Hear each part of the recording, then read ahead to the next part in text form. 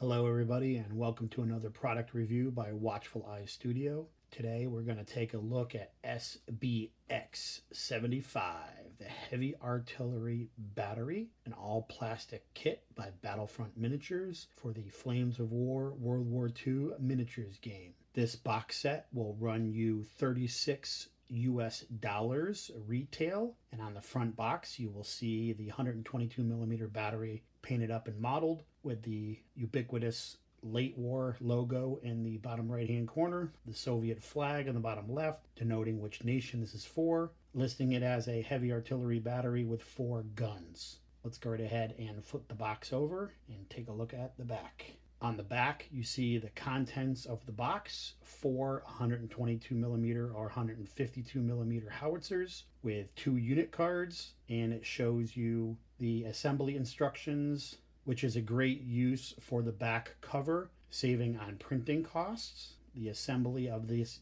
artillery is quite simple. Crewmen themselves are hard plastic, as well as the artillery piece. Let's go right ahead and crack open the box and take a look at the sprues. As you can see from the sprue, an incredibly easy layout showing the wheels, the 2 different types of howitzers, the gun carriage, a couple ammo crates, open and closed, and the mysterious staff team table that is also on the sprue. This is a remnant of when artillery used to have staff teams and command teams in previous editions, but I think it's great that it was left on the sprue so it can be used for some dioramic effect or an objective marker. Let's go right ahead and take a look at the Crewman. Here is a look at the sprue for the Crewman, showing you some men carrying some shells, commanders pointing, which is always the right thing to do during war. It's pointing in the right direction. One guy holding his ears, hoping they don't blow out when the gun goes off, and a loader. This is actually a different sprue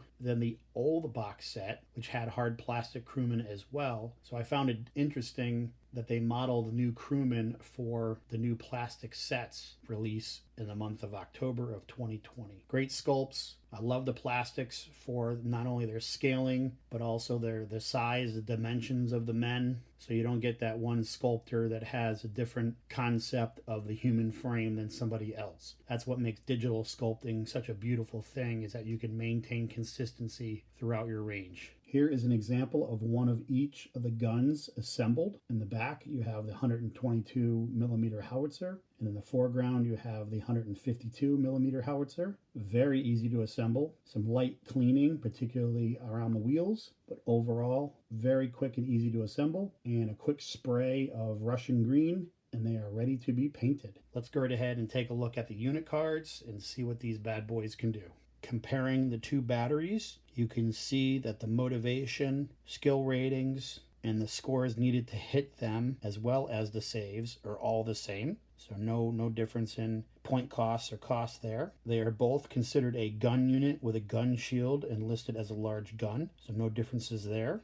Their movement is also the same, so let's take a look at the effects of their gun. The range is 80 inches. Both have an anti-tank of a 3. The 152mm howitzer edging out the 122 with a 2+ firepower versus a 3+ firepower. They're both forward firing, and the big difference is where we look at the direct fire of these weapons. They both have a range of 16 inches with a rate of fire of 1 when they're halted, but the 152 has an anti-tank of a 12 with an automatic firepower rating versus the anti-tank of a 9 and a 2+ firepower rating, but the 122mm howitzer is slow firing. The other difference is you can actually move the 122mm artillery howitzer and still be able to fire it with a rate of fire of 1.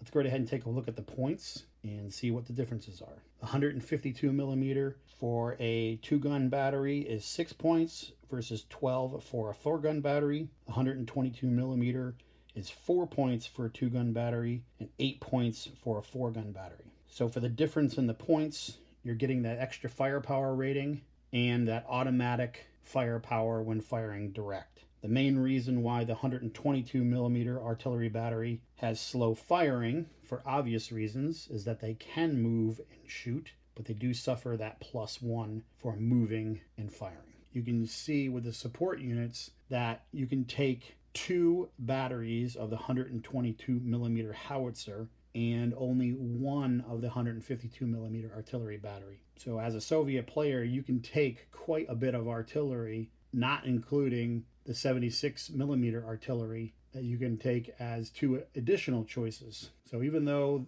that God of War battery doesn't exist in the rules anymore, it sure does in your support elements based on your selection choices in this book. As a retail store, I would say that this box is something that you should carry because Soviet players will be apt to take larger guns to provide that infantry support as they move forward. Considering you have to make a choice between the 122 millimeter battery and the 76 millimeter battery, as well as choose from the Katyushas and the 152 millimeter artillery battery, probably carrying 1 box in your store would suit your customers' needs and reorder as you sell it. I wouldn't necessarily say this is the most important support option that Soviet players would take, but for those infantry players, it's almost a must-have. With the release of the heavy artillery battery coming out in October, you see some old models get a refreshed look with new box art, bringing it up in alignment with the 4th edition look and feel of the game system. I love these plastics. They are